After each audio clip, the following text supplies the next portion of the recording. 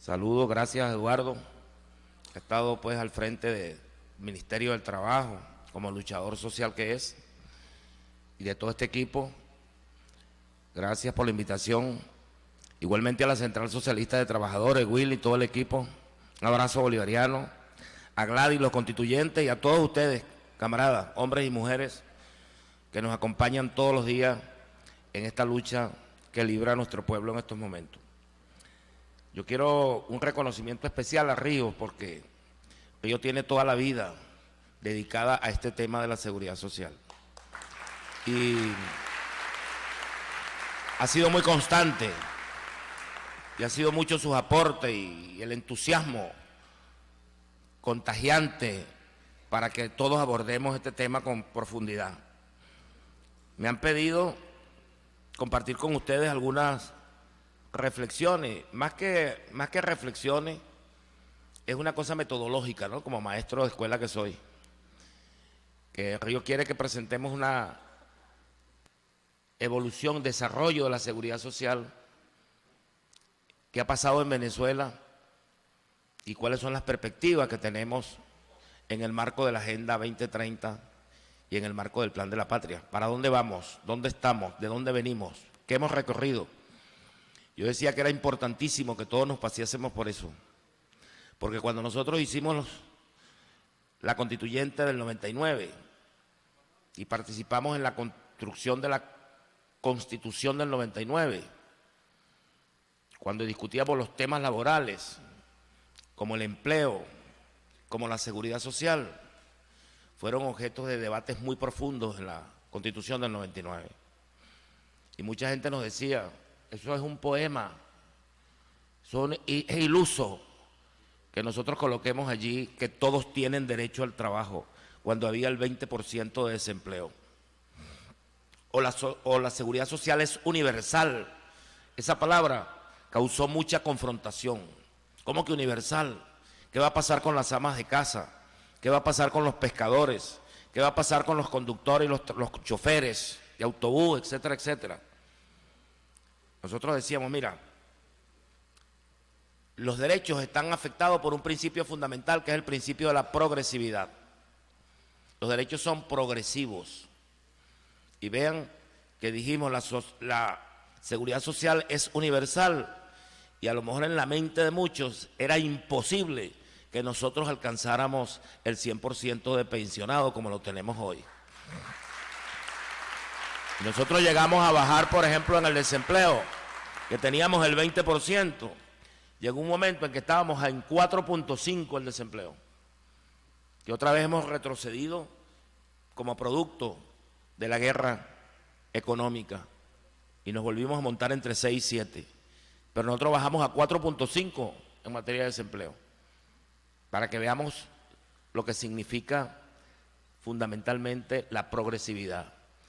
Y cuando discutíamos también en la constituyente del 99, algo fundamental, como era el Estado, la caracterización del Estado.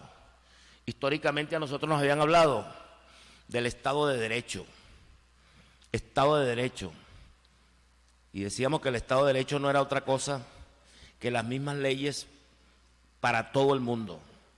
Nosotros decíamos en la constituyente, en el debate, que las leyes iguales para todo el mundo es si todo el mundo es igual, pero que en una sociedad profundamente desigual, igualar las leyes, igualar las reglas de juego, nos llevaba a eternizar las desigualdades para los desiguales, que no era posible un Estado de derecho si no éramos capaces primero de construir un Estado de justicia. Por eso nuestra Constitución habla de Estado de Derecho y Estado de Justicia, pero teniendo claro que para que el Estado de Derecho tenga viabilidad es preciso que nosotros construyamos un Estado de Justicia, y esa es la función de la Revolución Bolivariana. Todo lo que hablemos en materia de seguridad social tiene que ver con la construcción de ese Estado de justicia que busque la equidad, que busque la igualdad, entre igualar lo que es desigual. Yo voy a tratar de cumplir la tarea que me dieron, ¿verdad? La seguridad social en Venezuela, la Revolución Bolivariana y sus perspectivas hacia el futuro. Comienzo por definir la seguridad social como un servicio público, un derecho del hombre y por tanto una función fundamental del Estado, quien debe suministrarla mediante un sistema que comprenda las obligaciones del Estado, de la sociedad, de las instituciones y asigne los recursos destinados a garantizar la cobertura de las prestaciones de carácter económico, de salud y de servicios complementarios. Definido así la seguridad social, debemos pasearnos a través de toda la historia, cómo se ha comportado la seguridad social en Venezuela. Desde la etapa de la independencia, donde arrancamos como lo hizo la compañera cuando arrancó el acto, señalando el pensamiento del Libertador, luego en el siglo XX, en lo que llamamos la Cuarta República, y en el periodo especial del 61 al 97, que lo podemos comparar luego con el periodo posterior, el que llamamos la Quinta República o la Revolución Bolivariana. La concepción del Libertador, precisamente en el Congreso de Angostura, Bolívar establece las bases de la seguridad social como un objetivo fundamental para ser cumplido por el Estado, cuando dijo: el sistema de gobierno más perfecto es aquel que produce mayor suma de bienestar posible, mayor suma de seguridad social y mayor suma de estabilidad política. Se refiere a que el objetivo del Estado es producir, mantener y desarrollar políticas que establezcan un orden social justo, general, igualitario, sin discriminaciones de ningún tipo, para lograr la paz ciudadana, que es uno de los fines supremos del Estado. Analizamos, interpretamos la concepción del Libertador: el bienestar producido por el empleo digno y bien remunerado lleva al trabajador al poder en la medida en que logra financiar su propia seguridad, la de su familia, que consiste en tener una buena alimentación, vivienda, disfrute de la recreación para mantener un cuerpo y una mente sana, ahorro para los casos de emergencia para la adquisición de bienes, educación en las diferentes áreas del saber, la protección a la salud con un sistema integral de prevención periódica. El desarrollo del concepto del Libertador lo podemos encontrar en el decreto del 14 de diciembre de 1825. Ahí se ordena repartir entre los indígenas todas las tierras que no fuesen propiedad privada, en la cual se establece el respeto y protección por parte del gobierno a los propietarios que disponían de justos títulos sobre las tierras.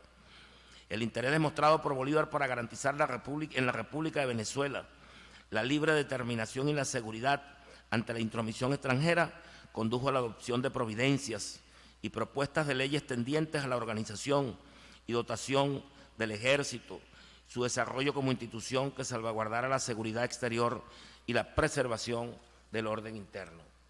Mediante decreto del 22 de diciembre de 1825, se sustituye el tributo impuesto a los indígenas por el impuesto establecido para todos los ciudadanos causados por sus rentas y propiedades. La concepción de la seguridad social y sus consecuencias en la sociedad fue perfeccionándose en la medida que evolucionaba la capacidad de interpretación jurídica, política de la sociedad. El continente americano respondió al orden colonial hasta el advenimiento de la independencia. Las primeras normas de protección social en Venezuela datan de la colonia y se encuentran en las leyes de India, 1760, la cual estaba basada en preceptos morales y éticos. En la independencia, posteriormente, en Venezuela estuvo presente la idea de proteger a los pobladores, la soberanía de los derechos del pueblo autónomo capaz de regirse según sus principios. En la Constitución de 1811 se plasma el pensamiento existente en la época. En el nombre de Dios Todopoderoso, nosotros, el pueblo de los Estados Unidos de Venezuela, usando de nuestra soberanía y deseando establecer entre nosotros la mejor administración de justicia, procura el bien general, asegurar la tranquilidad interior, proveer un común en la defensa exterior, sostener nuestra libertad e independencia política. En el siglo XX, considerando la influencia de la OIT y el avance en la normativa jurídica laboral, para 1928, durante el gobierno del general Juan Vicente Gómez, se promulga en Venezuela la primera ley del trabajo, la cual no logró aplicarse. En el siglo XX, después de la muerte de Juan Vicente Gómez en el 35, se desarrolla un periodo de evidente impulso a los derechos políticos y sociales. Para el año 36 se promulga la segunda ley del trabajo, que recoge reivindicaciones laborales y sociales dispersas. En su artículo 127 se fundamenta la creación del Instituto Venezolano de los Seguros Sociales para la atención y protección de los trabajadores y sus familiares. En la Cuarta República debemos caracterizarla. Podemos encontrar toda la política de la Cuarta República basada en la Constitución del 61. En el artículo 94 de esa Constitución dice: en forma progresiva se desarrollará un sistema de seguridad social tendiente a proteger a todos los habitantes de la República contra infortunios del trabajo, enfermedad, invalidez, vejez, muerte, desempleo y cualquier otro riesgo que puedan ser objeto de previsión social, así como contra las cargas derivadas de la vida familiar. Quienes carezcan de medios económicos y no estén en condiciones de procurárselo tendrán derecho a la asistencia social, mientras sean incorporados al sistema de seguridad social. Eso deja perfectamente claro el carácter de contraprestación monetaria de la seguridad social, es decir, que el que no la paga no la tiene. Una mercancía más. Entre 1986 y 1998, el ingreso se deterioró en más del 52%, por lo que más del 85% de los venezolanos vivían en nivel de pobreza. La inflación llegó a superar niveles de más del 100% y Venezuela se convirtió en uno de los países con mayor índice inflacionario. No hubo dinero para retribuir dignamente a los trabajadores, pero sí se auxilió a los bancos quebrados. Asimismo, había dinero para pagar la deuda externa. Se utilizaron casi la mitad de los ingresos petroleros. Entre 1983 y 1998 se pagaron más de 60.000 millones de dólares, cantidad muy superior a la que se debía. Sin embargo, no había recursos para los trabajadores y la seguridad social. Por eso decíamos del Estado de justicia frente al Estado de derecho. Estado de derecho eterna la desigualdad. El Estado de justicia iguala lo que es desigual.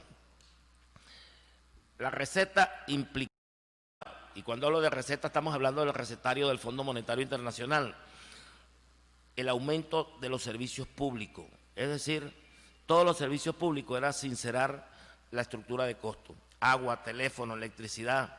Se vendieron empresas del Estado, CanTV, Sidor, Viasa. Otro aumentó el aumento de la gasolina para los venezolanos. Se eliminó el subsidio, mientras ellos sí subsidiaban los productos que nos vendían a nosotros. Eliminación del pago de las prestaciones a los trabajadores. Eliminación del pago de las prestaciones a los trabajadores. Devaluación del bolívar y otros. Más de la mitad de la población mayor de 60 años, hermana Gladys, no estaba protegido por algún sistema de seguridad social. Más de 186.500 personas tenían un promedio de más de 2 años esperando para cobrar el seguro del paro forzoso. Y más de 100.000 ciudadanos tenían 4 o más años esperando que le pagaran por primera vez su pensión. Más de 4 años esperando que le pagaran la pensión. Para cobrar nunca se pagaba en el momento y había que hacer marchas y manifestaciones. Ahí podemos ver algunas, el gobierno reprimiendo a los ancianos. Mira. Aquí se trajo la ballena precisamente para los ancianos. La ballena se estrenó aquí como instrumento de represión para enfrentar a los compatriotas pensionados. Represión a los ancianos pensionados, ahí lo podemos ver. Nuevamente los ancianos en la calle reclamo por pago de sus prestaciones. Bueno, más de 2 millones de personas esperaban por una solución habitacional. Familias vivían en container, en casitas, que los últimos contenedores los quitamos allá arriba con Chávez, ¿verdad? En la cota, tal que no crea que los de contenedores eran cuentos. En container, en casitas que las personas llamaban las cajas de fósforo. Se sumó la adquisición de vivienda por parte de la clase media a través de los llamados créditos indexados. Hay que recordar eso. donde las personas estaban sujetas a los aumentos constantes de las tasas de interés y cada vez el deudor hipotecario veía fumar la esperanza de tener casa porque iba aumentándole el costo permanentemente de la casa. La seguridad social y los servicios de salud estaban colapsados. El Seguro Social estaba bajo una junta que se encargaba de su cierre. Los servicios de salud se encontraban además privatizados. Para todo se pedía una colaboración. Eran atendidos de mal gusto, no contaban con equipos de diagnóstico de alta tecnología, no recibían medicina, de modo que las personas enfermas morían al no poder comprar sus medicamentos y o pagar en las clínicas privadas un diagnóstico, y menos si se trataba de una operación de alto riesgo. Los medios de comunicación que ahora hacen escándalo, los que no se adaptaban a los designios del gobierno de turno, los clausuraban o lo intervenían. Tenían comisiones encargadas de revisar las noticias antes de ser publicadas, con la protesta de eliminar los inconvenientes para el gobierno. La conferencia episcopal, que ahora cacarea, ¿verdad?, era muda, complaciente, participaba del festín de la Cuarta República. Hoy se ha convertido abiertamente en un partido político que defiende la oligarquía, a la Cuarta República por sus intereses que no son los intereses del pueblo. La educación, rumbo a la privatización, la convirtieron en un gigantesco fraude. Prioridad a la educación privada, alta, deserción y exclusión en la pública.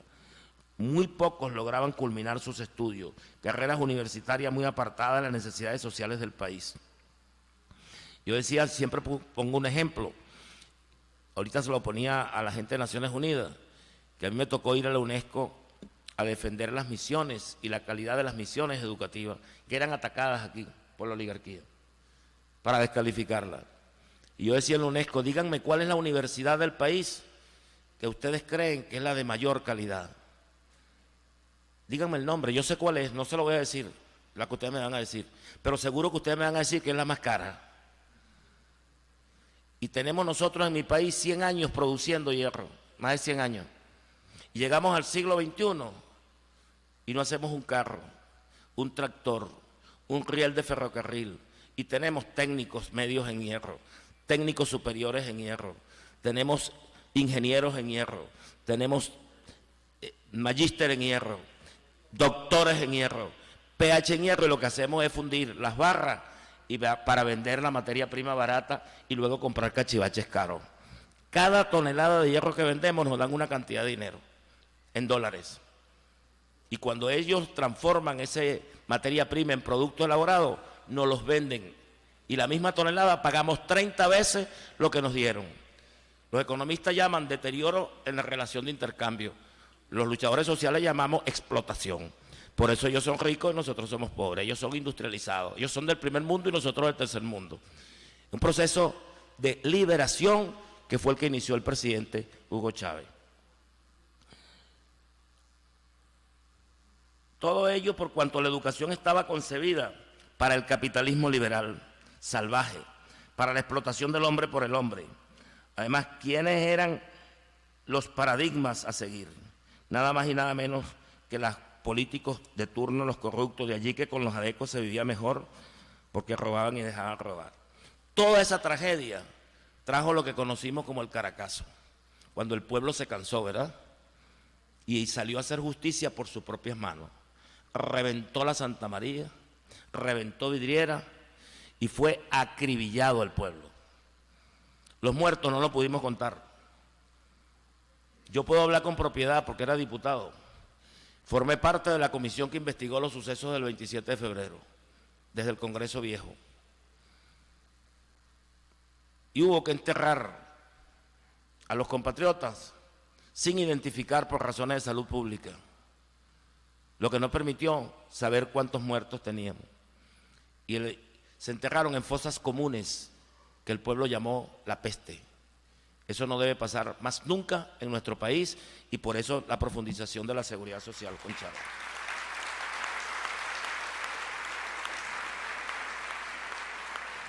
Hay que recordar el segundo gobierno de Caldera y estas generaciones nuestras que no lo vivieron deben tenerlo como un instrumento de argumento en la lucha política laboral. La Ley Orgánica del Sistema de Seguridad Social, Caldera 1997, tuvo primera y segunda discusión en el Congreso entre mayo y diciembre del 97.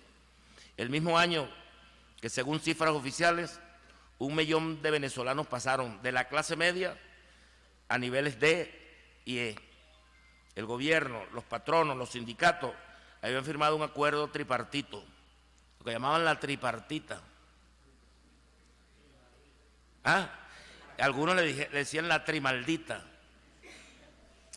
sobre seguridad social, que claudicaba frente a los mandatos del neoliberalismo. Eso hay que recordarlo, hermano. Debemos publicarla y cada uno cargarlo en la mano.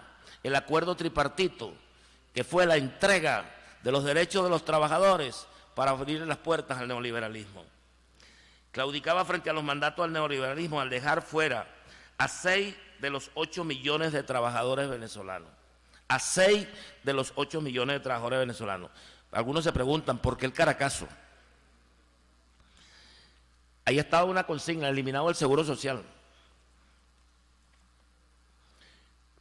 Con estas leyes es excluida la gran mayoría de los venezolanos. Solamente son amparados aquellos venezolanos que pueden afiliarse al sistema. Y esos son los que pueden pagar este nuevo modelo de seguridad social. Quedan excluidas las amas de casa, las personas que no pueden cotizar, quedan excluidos los trabajadores informales. La Constitución del 99, eso comienza a cambiar el panorama. Dentro de ella, lo primero que tenemos que ver es el artículo 86 de la Constitución de la República Bolivariana de Venezuela. Ahí se define la noción, el contenido y límites de la seguridad social en nuestro país. Y aunque me sea fastidioso, yo quiero leer esos artículos porque fueron objeto de un gran debate. Toda persona tiene derecho a la seguridad social como servicio público de carácter no lucrativo, que garantice la salud y asegure protección en contingencias de maternidad, paternidad, enfermedad, invalidez, enfermedades catastróficas, discapacidad, necesidades especiales, riesgos laborales, pérdida de empleo, desempleo, vejez, viudedad, orfandad, vivienda, cargas derivadas de la vida familiar y cualquier otra circunstancia de previsión social. El artículo 86 también dice que el Estado tiene la obligación de asegurar la efectividad de este derecho, creando un sistema de seguridad social universal, integral, de financiamiento solidario, unitario, eficiente, participativo, de contribuciones directas e indirectas. Todos los que estamos imbuidos en la seguridad social, de alguna manera, debemos manejar con precisión, no solo leerlo, sino debemos interpretarlo para ver el alcance de a dónde llegó el debate, ¿verdad? La ausencia de capacidad contributiva no será motivo para excluir a las personas de su protección. Los recursos financieros de la seguridad social no podrán ser destinados a otros fines. Luego, las cotizaciones obligatorias que realizan los trabajadores y las trabajadoras para cubrir los servicios médicos y asistenciales y demás beneficios de la seguridad social podrán ser administrados solo con fines sociales bajo rectoría del Estado. Los remanentes netos del capital destinados a la salud, la educación, la seguridad social se acumularán a los fines de su distribución y contribución en estos servicios. El sistema de seguridad social será regulado por una ley especial.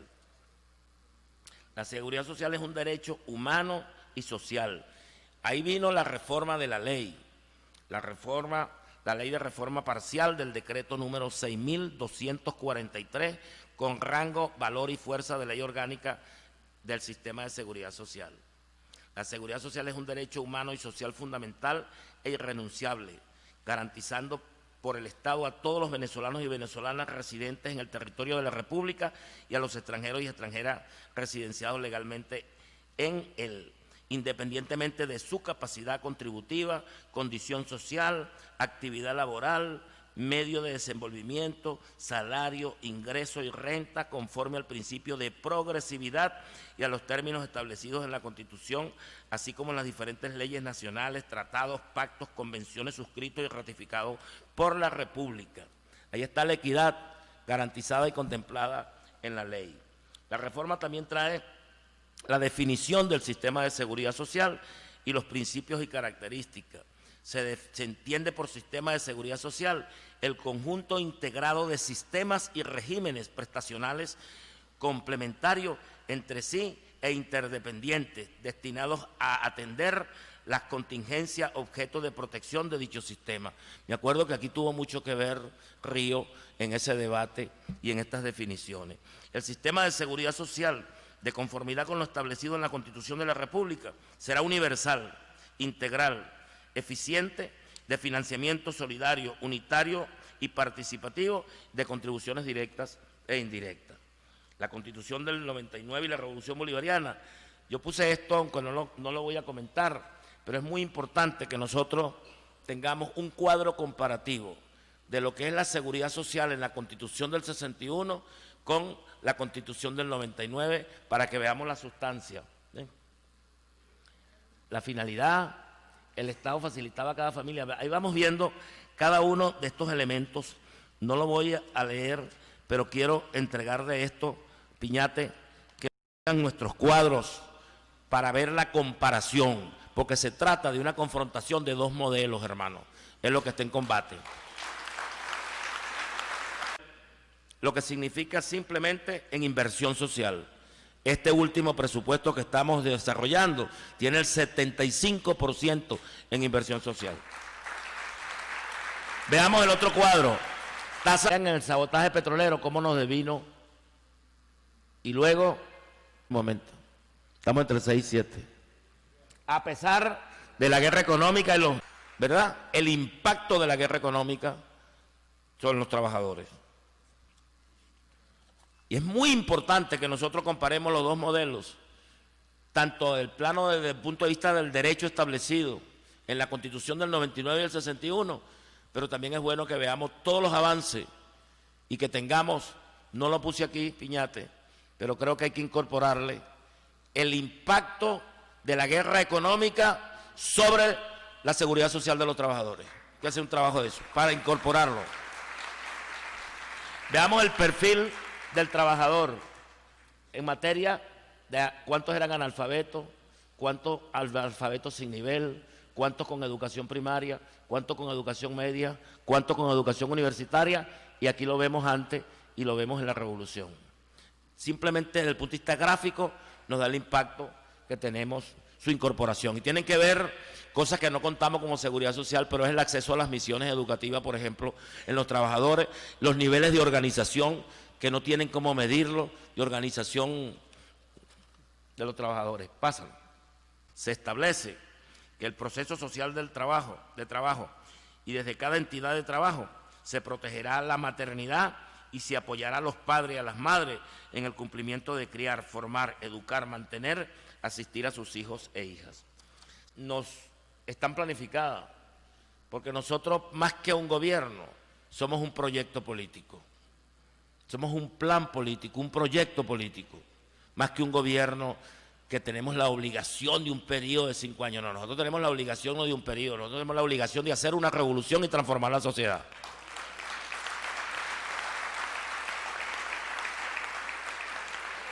Y eso no se logra por la vía de la fuerza, se logra por la vía del trabajo político, de la conciencia, del convencimiento, de la organización.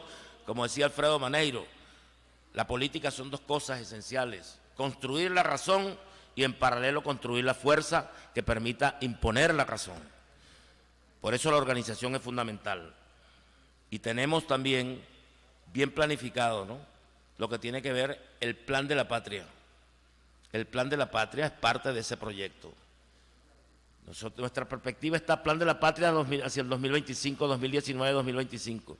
Pero también tenemos compromiso más allá de nuestra frontera, ¿verdad? Y tenemos la Agenda 2030. Ahí están los dos caminos que indican. Son los rieles de este ferrocarril que debemos seguir. El plan de la patria Yo voy a sintetizarlo en el segundo objetivo histórico, que es continuar construyendo el socialismo bolivariano del siglo XXI en Venezuela, como alternativa al modelo salvaje del capitalismo, y con ello asegurar la mayor suma de seguridad social, la mayor suma de estabilidad política y la mayor suma de felicidad para nuestro pueblo.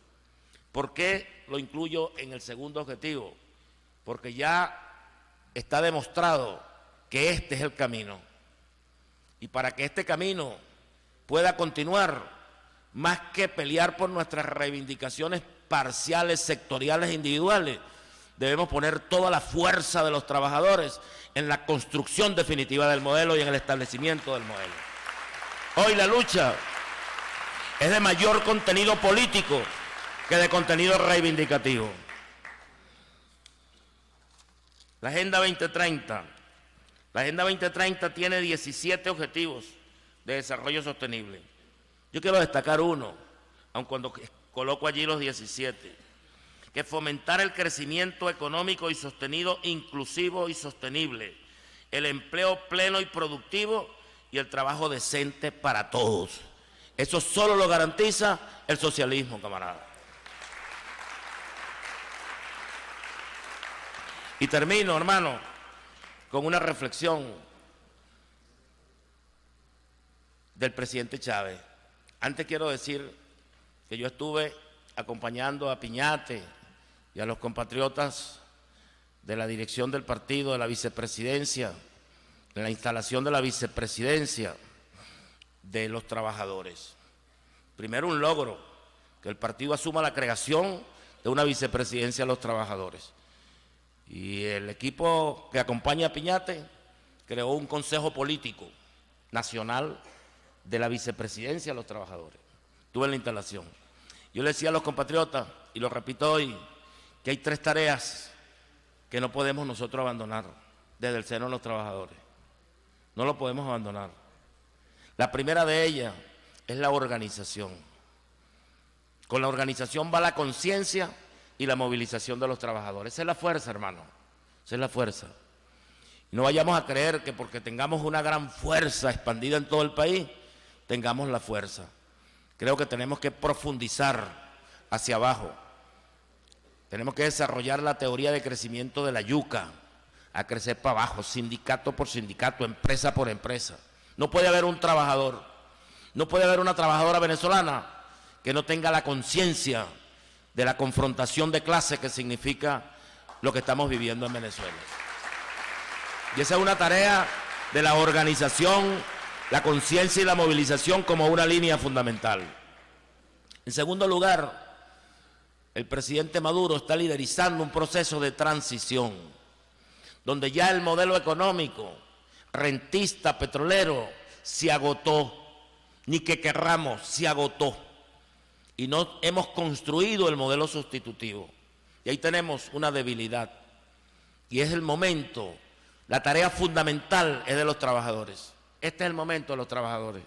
Will, todos nosotros, el Consejo de Trabajadores, tiene una tarea central, que es, no digamos con la producción, sino en la construcción de un nuevo modelo económico, productivo, solidario y soberano. Son las características que tiene que tener el nuevo modelo. Productivo, solidario, porque no es para producir para enriquecerse, sino producir para satisfacer las demandas de nuestro pueblo. Y debe ser solidario por eso. Y tiene que ser soberano. No puede ser que la ausencia de euro o la ausencia de dólares nos neutralice o nos haga entregar o arrodillarnos. Con euro o sin euro, con dólar o sin dólar, con amenaza o sin amenaza, con bloqueo o sin bloqueo, la clase trabajadora tiene que garantizar un sistema económico sustitutivo del modelo capitalista y del modelo rentista. Tenemos que construirlo. Ese es el gran reto y es el gran desafío que tenemos los trabajadores. Y en tercer lugar, la patria está amenazada, la patria está acechada. Nosotros tenemos que ser una garantía de defensa de la paz, de la soberanía y de la independencia. Los trabajadores debemos ser el primer ejército Debemos ser el escudo con que cuenta Nicolás Maduro para la defensa de la patria. De manera, hermanos y hermanas, ustedes me preguntan, ¿cuáles son las tareas en este momento? Nosotros hemos recibido de esta revolución, como se puede ver y se puede demostrar, toda la consecuencia, toda la lealtad desde el punto de vista de clase. Si no hemos avanzado más, ha sido por la confrontación, por las limitaciones y los obstáculos que ha puesto el enemigo. Pero Maduro ha sido consecuente, ha sido leal y ha sido consecuente con la clase.